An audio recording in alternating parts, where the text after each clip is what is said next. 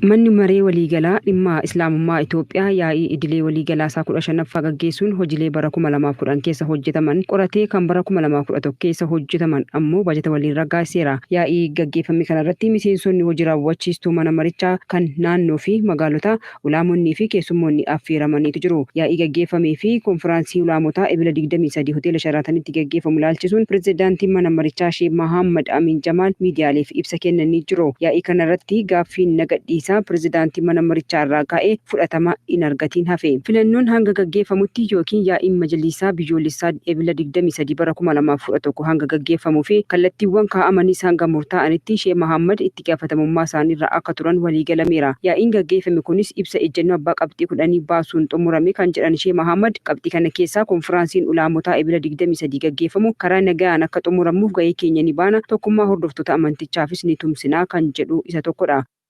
የዑለማዎች ኮንፈረንስ ዓላማና ግብ እንዲሳካ የበኩላችንን ድርሻ ለመወጣት Ebla 23 bara 2011 hoteela Sharaatanitti konferansiin Ulamaa'otaa gaggeeffamu akka milkaa'uuf gahee keenya bahuun tokkummaa hordoftoota amantichaaf ni tumsina. Konferaansii Ulamaa'otaa kanarratti murtoo darbuu hojii raawwachiistonni fudhachuun hojiitti kan ta'uu fi konferaansicha irratti filannoo gaggeeffamus qaamni karaa sirrii fi dandeettii gahaa qabu dhufnaan aangoo ni gadhiisna jedhan Sheekh Muhammad.